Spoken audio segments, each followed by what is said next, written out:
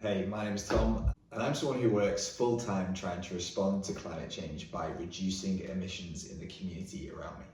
I make videos here on YouTube to try and help people understand how they might take action to reduce emissions where they live. And in my work, I've been working specifically on decarbonisation projects for the last 5 years. And I wonder whether my experience could be helpful. So, in this video, I'm going to take some time to talk through what I've learned over the last 5 years. I'll give you a little bit of context about my story, how I see the challenge, some of the lessons that I've learned, the perspective I have, and I hope the clarity that I have for how we might respond to net zero and this challenge going forward. I hope it will be relevant, helpful, interesting, and maybe challenging. So here goes. How I think we should approach this challenge after 5 years working on net zero.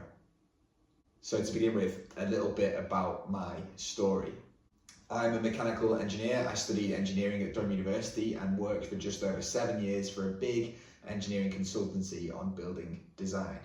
I was based in Newcastle but worked on projects all over the UK, including a few Crossrail stations or Elizabeth Line stations, a few data centres, some office buildings, and for a few months even the Royal Opera House. Some of the work that I did was on low carbon building design, and during that time I became a low carbon consultant through the Chartered Institute of Building Services Engineers. I also became a chartered engineer through the Institute of Mechanical Engineers, but if I'm honest, increasingly I saw less and less of a future working purely as an engineer. My interests were less in the technical detail of engineering and how we solve technical problems, but more in the strategic change, and actually specifically in the climate emergency and even the politics that was going on in the world outside. I knew that I wasn't going to spend the rest of my life working in an engineering consultancy. So in 2019, I was 31 years old, and in 2019 the UK government became the first major economy to set a net zero target, aiming to achieve net zero by 2050, or 31 years away, the whole of my lifetime. And as a side note, and I may say more about this as we go further on, getting this into law, the 2050 target into law, was a big step forward for the UK in responding to climate change, but it was only a step. But for me, at that point, I could see the rest of my career, a whole lifetime spent on this challenge. So in 2019, I moved jobs. I was using my experience of that first chunk of my career, the knowledge, the language, the skills, to help me develop projects focused on decarbonisation, working on low carbon and energy efficiency projects for the local authority where I live. I was using my knowledge of buildings and building services systems to help navigate decarbonisation, and I worked on lots of fun projects, including a medium-sized solar farm, some large heat pump projects, lots of solar panel installations, some electric vehicle charging, the concept stages of a heat network, and some strategy so that we would make good decisions in the future. I actually did a video a couple of years ago about a day in my life back then, and I'll link that up here. During my time at the local authority, I became a chartered environmentalist through the Society of the Environment. And you know what? I'm really proud of what we achieved whilst I was there at the council, and I continue to celebrate what the team is achieving since I left. But at Christmas 2022, I moved on to a new challenge. And over the last year or so, I've been working for the other big organisation in my town, the university. And I've been working on the net zero strategy for the university estate, working on developing plans to decarbonise heat, projects to install solar panels, efforts to drive down energy use, and engaging with people in the community on this challenge. Over the last few years, I've engaged with academics, local government leaders, politicians, sustainability practitioners, engineers, finance people with a technical background and people without. I've met a lot of people who seem a little bit confused about what we need to do, and what responding to climate change or achieving net zero really means, but who are desperate for information about what the right thing to do is. And I think I've learned a lot, and that I could be of some help in that conversation. So, what do I think I've learned? And actually, what am I still struggling with? Well, so where to begin? The first thing that I will say is that net zero means change, and change is hard. So I come to this challenge as an engineer with some technical solutions to technical problems. We have some systems and some technologies today that burn fossil fuels, and we need to come up with a technical solution to reduce and ultimately remove fossil fuels from all of our systems. For most of the challenges that we come up against, I think that we have the technical understanding about how we could overcome them. But the reality is that net zero is not just a technical challenge. Net zero means change, organizational change, people change. It means disruption, it means cost, it means investment decisions, it means committee meetings, and for households or community groups or organizations that might be cash-strapped in a cost of living crisis with high levels of inflation, those decisions and investment decisions are difficult. And many of us don't like change. We're perfectly happy with our business as usual, the way that things are or the way that things were. Even if change might improve things, if progress is positive, sometimes the challenge that change brings is difficult. And we prefer what we know. So one of the lessons that I've learned is that net zero is not only an engineering challenge, it's a people challenge. Making sure it's something that we're all brought in on, rather than something that is just done to us, is really key to its success. There are some examples of really good practice in doing this well, like the work done a couple of years ago around the Climate Assembly. That gives us a roadmap for what it could mean, the detailed stakeholder engagement and consultation that any change really requires. But my worry is that we're running out of time and that we don't have the leadership to provoke the calm, considered conversation that we might need to respond to climate change as quickly as possible. So, more than my engineering background, I've learned that I need some patience. I need a listening ear, maybe some community organising, and a coherent pitch to help accelerate the change that we need. Which brings me on to the second thing that I've learned. And really it's that simplicity is priceless. What do I mean by that? Well, one of the things that I find myself trying to do on a regular basis is to simplify the challenge. It can be so difficult to see the way forward when all we have is noise about what we should do. We should plant trees, eat less meat, fly less, drive less, get a heat pump, wait for hydrogen, insulate buildings, but be careful about insulating parts of buildings, get solar panels but not on that roof because it isn't strong enough, build wind turbines in Scotland but not in England, build them offshore, invest in hydrogen, green gas, green fuel, synthetic fuel. Questions around where do you bank, where's your pension invested? What about the stuff you buy? How is it manufactured? Where does it come from? What about palm oil? What about the rainforests? We should eat seasonally. We could look at mine water heating. We could look at deep geothermal. There are a lot of assumptions, solutions, challenges and campaigns that are trying to say something is the most important thing for this challenge. And there is a lot for people to deal with in how we could or should respond to climate change. And the reality is a lot of what I said in that list just now is really important. But when we have multiple choices to make with multiple options, we breed uncertainty, we increase anxiety, we confuse, we breed delay, and we risk locking in climate change. So I try to keep things simple. What do I mean?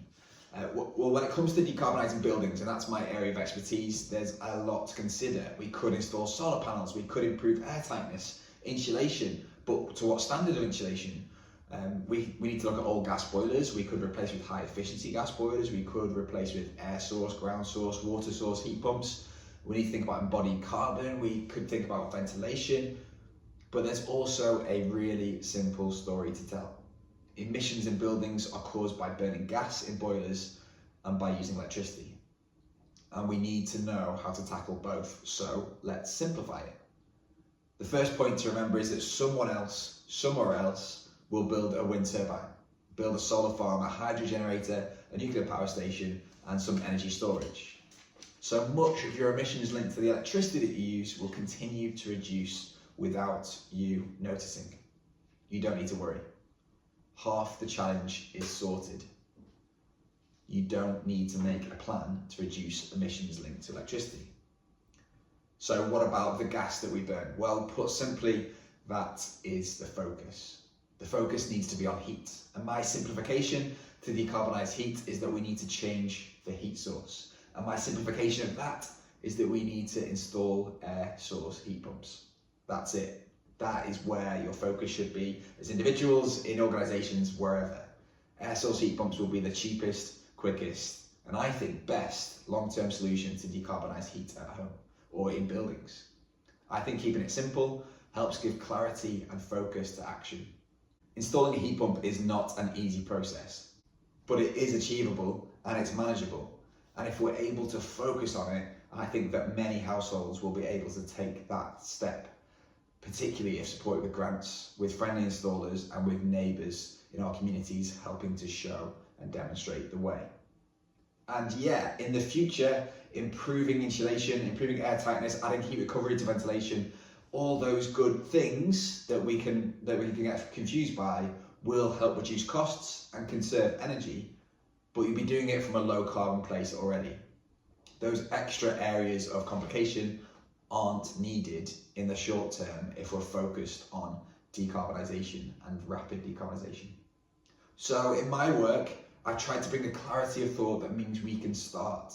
We can take steps forward and we can reduce emissions. I've done that by trying to simplify the process, to reduce the options and to make good steps, even if those steps are not perfect. Which makes me think about how we talk about progress, because, and this is the third thing that I feel like I've learned, is that language is important. And I kind of want to say a few things about this. So first of all, when we say a phrase like net zero or climate emergency or global warming, it conjures up loads of different things for all of us. The language we use is really important. I know certain media publications have changed the way that they talk about certain issues. So changing climate change to climate crisis, global warming to global heating, the way that we talk about this stuff is really important. So, some examples. I regularly hear people using words like ambition or aspiration, or even that word target to describe what we intend to do. And that's great, it's good, it's a good place to start. We need to be ambitious, we need to aspire to a better world, and we need to target how things are going to change. But each of those words comes with some ambiguity or uncertainty. My ambition one day would be that I would run a 3-hour marathon. That doesn't mean it's going to happen. I'd need to do several years of training, improving fitness, improving endurance, improving pace. I might aspire to be a better friend, but without time spent being kind to the people around me, listening, thinking of other people, it'll only stay an aspiration. I might target getting 10,000 subscribers on YouTube, but without working hard and making good quality videos, that target will always stay out of reach. Ambition, aspiration, and targets, these are important parts of the decarbonisation story, but without accountability, planning and commitment, they're just words, it's just language. And with a net zero target, we actually still need to put in the hard work to achieve it. And alongside the language that we use to describe our intentions is some nuance in what we mean. And this is kind of the second point I want to make about language. For example, that phrase net zero. I've already used that a few times in this video. I hope that you've seen me shiver every time I've said it, because I think it's a phrase that really risks misleading people because of its ambiguity. What do I mean by that? Well, the word net could potentially be doing a huge amount of work. Net means we're doing some kind of accounting exercise. Net means we still have emissions left, but we're going to try and hide them somewhere else. And net zero does not mean the end of climate change. It means locking in warming. It just means we wouldn't make it any worse. We'll stop accelerating. So when I hear organizations say that they've achieved net zero emissions in 2024, that sounds fantastic, but I'm really skeptical.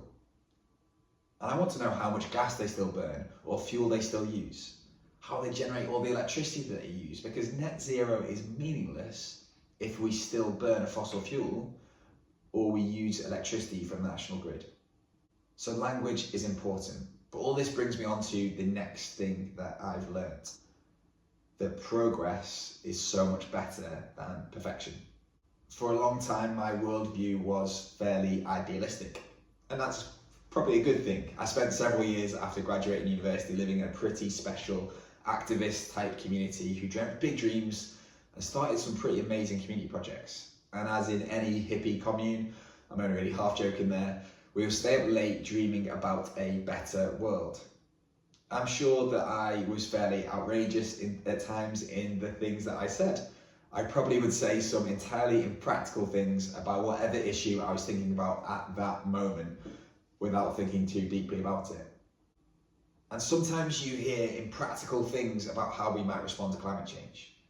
And to some extent, it picks up on the language around net zero. We might celebrate a net zero target until you look into the small print. So I'm no longer idealistic about achieving a target like net zero, but I'd actually prefer to hear about a real reduction in emissions. 80% reduction in gas use by a certain date is much more meaningful than saying net zero by that same date. And I think talking in this manner can help us prioritise our actions. Net zero is fluffy, but a real reduction in fossil fuel use means something. And that means we have to target to get rid of certain gas boilers that are using this many kilowatt hours of gas. And so when I'm thinking about what will cause a step change in emissions, I end up with my next point, that we can't solar panel our way out of this challenge. At a talk I gave to a community group a few weeks ago, a lady asked the question, with the best intentions, she said, we have some savings, what's the best use of those savings for a climate impact investment? Probably solar panels, right? And it's a fairly interesting question. Maybe investing in an impactful charity or a community project or an education project or a low carbon company would be the biggest impact. But the assumption that solar panels are the right way to go is something that I hear quite a lot. And unfortunately, I'm afraid we're not going to solar panel our way out of this challenge. And don't get me wrong, a solar panel, even in the northeast of England, is a good thing. It will generate good amounts of electricity, it will pay for itself in a reasonable amount of time, and it will help reduce emissions. But as the mains electricity grid continues to decarbonise, as someone else installs solar panels, or more importantly, installs big wind turbines, the impact on CO2 emissions diminishes. And a solar panel will have no impact at all on the fossil fuels that we use for heating, transport, and for industrial processes. So my answer to the question at that community event was that we should look to deal with where we're using fossil fuels, either in travel or in heating. That should be our focus and our focus of any investment, because emissions linked to a litre of petrol or a meters cubed of gas are not going to significantly change in the medium or even long term. We need to do something about them. And sometimes when we think about investing money, we might get the option to contribute towards something elsewhere. And one thing that does tend to come up is to help to pay to plant a tree, which comes on to my next thought, is that you can't tree plant your way out of this challenge. The climate crisis is caused because we use the atmosphere as a sewer, and the natural processes that would usually keep the atmosphere clean of the impact of that sewer cannot clean things up quickly enough. So we need to do two things. We need to stop emitting, stop making things worse, and we need to help restore and protect our natural environment as much as we can. And one of the issues in how we talk about climate change and that phrase net zero is that we put too much hope in the net side of the coin. And the case that you will hear regularly is on tree planting. A product proudly saying, we will plant a tree with every purchase, or the option to plant a tree to calm some of your climate concerns. And yeah, that's great if a tree is planted, looked after, it can grow to maturity and live for decades, will be a very positive thing. But it's not going to clean up the amount of mess we're already in. We can't tree plant our way out of this challenge. And we can't just rely on nature to make everything okay. For context, average person driving a normal car 10,000 miles a year would emit around 2 tons of CO2 every year. The amount of CO2 a tree would take in over its lifetime would vary on the species of tree, but we could assume that a tree planted today would take in 1 ton of CO2 by 2050. That's really positive, but it's a different ballpark to our existing emissions. So yes, we need to plant lots of trees, We need to restore the environment and biodiversity more broadly. We need to protect peatlands, utilise seaweed and much more. But we need to transform our energy systems deeply as quickly as we can to stop putting emissions in the sky. Tree planting is not a get out of jail free card that it can sometimes be sold to us as. And although most of us tend to agree that climate change is happening and is something that we need to do something about, we can't seem to get traction to transform our energy systems quickly enough. And I think this is part of how we talk about the challenge. And it comes back to that net zero targets, because 2050 is a long way away. It will be someone else's challenge. Actually, even 2035 is so long away, it will be someone else's challenge. On my most skeptical day, I think about net zero targets nationally or regionally or for organisations of lots of different sizes. And I think the people who set that target will be very happy to set it because it's so far away, they won't have to deliver on it. I mentioned that I was 31 years old in 2019 and I'd be working to achieve the 2050 target for the rest of my career. The government minister who signed the target into law resigned from being an MP this year. The Prime Minister in charge at the time is retiring at this general election, and the Rishi Sunak-led Conservative government has rolled back on climate policy and slowed down progress. And that government has hopefully just been voted out of power. I'm recording this on the week of the election. But the 2050 target set by leaders with a shelf life, so maybe 10 years before retirement, risks responsibility for delivery being passed on to other people. I wonder whether that is true of 2040, 2035, maybe even 2030 targets too. Maybe we need to have real reduction targets on a much smaller time frame. So how do we stay accountable to deliver our targets when people setting them move on well before action is taken? Well, actually, this leads me on to my next point, and maybe an area that makes me panic. This is that 2050 is way too late. So the concept of net zero by 2050 comes from the scientific consensus of what could be required to keep warming to safe-ish levels. And it comes with the best of intentions. It seems achievable, it seems deliverable, it's a unifying vision, but my concern is that it's too late. Because at net zero, we just stop accelerating in how we're making things worse. We don't ensure the safety of life on planet Earth. At net zero, the Earth is wrapped fully in its blanket. It's not able to get back to normal. At net zero, we're locking in disaster.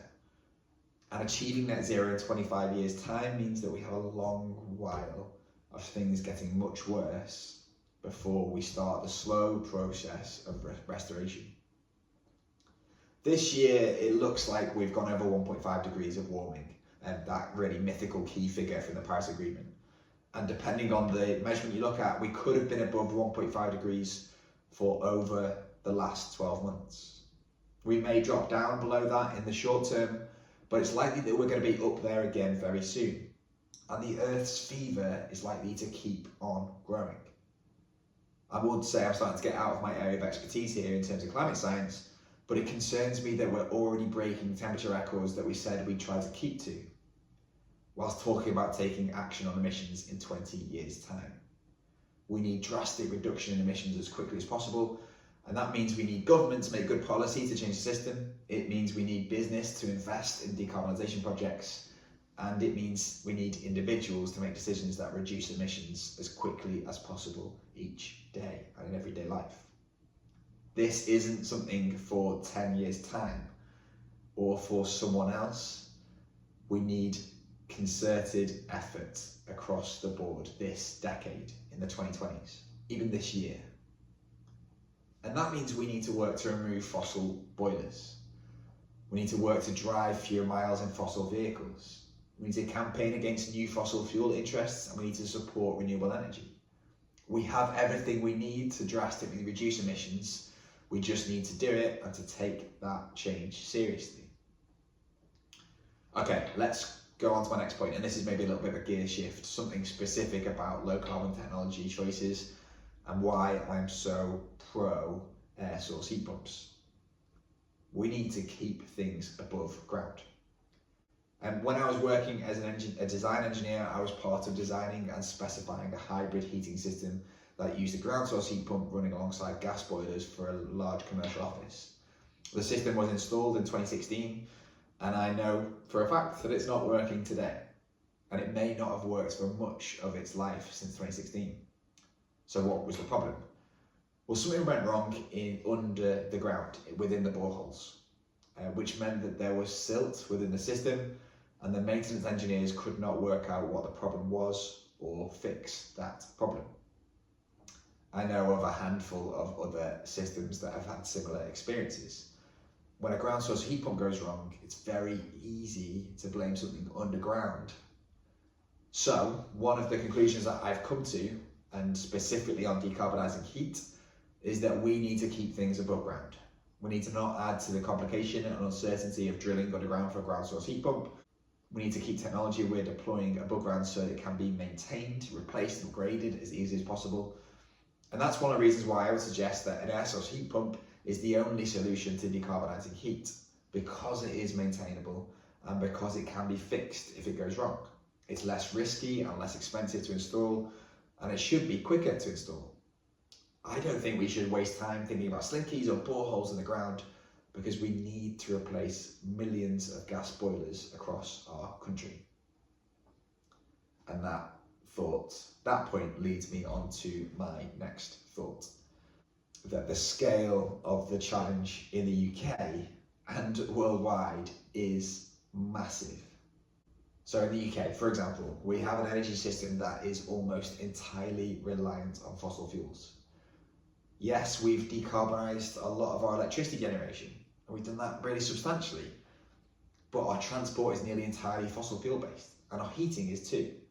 There are millions of fossil vehicles on the road and 25 million gas boilers in homes. That is a massive challenge. So we need to change how we think about this. This is not a step-by-step, bit-by-bit approach. We should be seeing this as the next industrial revolution. We need to dream big. We need to think like the Victorians. We need to have big vision. So at the macro scale, facilitating decarbonisation means we need to have some long-term strategic planning, long-term investment in infrastructure. We need to upgrade the electricity supply to whole cities, not just individual buildings. We need to upgrade primary substations or substations serving neighbourhoods. It means changing the system at a regional scale. And I see it like this, actually, on a regional basis, we should be thinking through the amount of energy delivered by fossil fuels on a yearly basis and try to understand what that means for our electricity supplies to towns and cities. The volume of gas delivered through gas infrastructure, the amount of fuel sold at petrol station forecourts. This could help understand the size of the cable needed to supply a neighbourhood to help decarbonise heat and transport. So an example from my experience, in Durham where I work, it looks like the city's electricity infrastructure is at capacity. There's no juice left to increase EV charging or to decarbonise heating, or actually for much development across the city. So we need our distribution network operator, or DNO, Northern Power Grid, to plan for a future where all the energy we need is delivered by their cables. We need them to upgrade the city's electricity supply to facilitate a low carbon future. And they need to plan for this now. This is not small changes and facilitating around the edges as someone pays them to. It's an industrial revolution, not just maintaining the status quo. You know what? This is an exciting challenge. And this leads me to my next thought, that in all this, there actually is some hope. I wonder how you're feeling getting this deep into this video. Is anyone still watching? It's been a long one, hasn't it? Well, I suspect that I've not been the most hopeful in a lot of what I've said. I'm finding this whole story quite difficult. The scale of the challenge, the pace of change, the murky priorities, the greenwashing, the distraction, and you know what, the lack of progress. But I should also celebrate what we've achieved and actually the hope that we could have. So what can we celebrate? Well, let's think about the progress that we've made so far. Let's celebrate every hour of electricity in the UK that's delivered without burning coal. Let's celebrate renewables generating more electricity than fossil fuels in general in the UK over the last year. Let's celebrate every commissioning of a new heat pump or a new solar panel or a new EV charger. Let's celebrate the sales figures of electric vehicles. Let's celebrate news of a reduction in emissions in China or India, or celebrate a new wave of investment through the Inflation Reduction Act in the USA. Let's celebrate the amount of investment in renewable technology broadly across the world. Let's celebrate news on the protection of rainforests or on land being given back to nature. We, the global we, humanity, are turning a corner. And yeah, we have the technology that we need to clean up our economies, as well as helping those economies grow. We can deploy that technology. We can remove fossil fuels and their emissions in everything we do, in each society, in each economy around the world. That's the hopeful side of the bed that I sometimes get out of. And I'll be honest, even thinking through this video, I start to get to my final point. There is hope, but there is so far to go. So if we agree that we need to get to net zero as quickly as possible, and then actually go way past that point to avoid catastrophic climate change in our lifetimes, then we need a bit of a reality check. Let's use the UK as an example. The over 20 million gas boilers in homes that we need to install an alternative to. The 35 million plus internal combustion cars on the road. The 80 terawatt hours of electricity from gas power stations in the last 12 months. The 6,000 flights that take off in the UK every day. The fossil fuel burnt in boats to get things we want to our island. We can pat ourselves back on our back for our progress, but there's still so far to go. And that's before we look internationally, with what was in 2023 the highest global emissions ever, with doubt cast on climate progress by people who should know better, and with small promises with limited progress. There's so far to go before we give the world a chance to heal itself. The world and the climate has changed, and it will continue to change. We will see the impacts of this change for the rest of our lives. We need to move quickly to limit the worst of the damage, and many of us will need to move quickly when the damage comes knocking at our door. This climate change is the issue of our generation, and maybe the next couple of generations after us. It's something that I'm going to be working on for the rest of my career, and I want to do my best to help the people and organisations around me move as quickly as possible. I mentioned those words, aspiration or ambition, to run a 3-hour marathon, for example. Well, marathon training doesn't start with a 26-mile run. It starts with putting your shoes on to run much, much shorter distances. We need to celebrate the progress and take note of the milestones and push to the next step along the way. Okay, that's it. That's some of the stuff that I've learned about responding to climate change over the last 5 years in around 30 minutes. I hope it was helpful. I hope it was relevant. I hope it was interesting. And I hope it was provocative. What do you think? How do you feel when you find yourself thinking about climate change? What progress should we celebrate? And what's the reality check that we need as we try to decarbonise as quickly as possible? I'd love to hear from you. Please do comment below. I've been working on some resources to help people understand how they might install heat pumps at home. If you want to see those resources, then have a look at lowcarbonlifestyle.online. And there's 3 downloadable sheets that you could use, print off and share with people in your community. Please do have a look.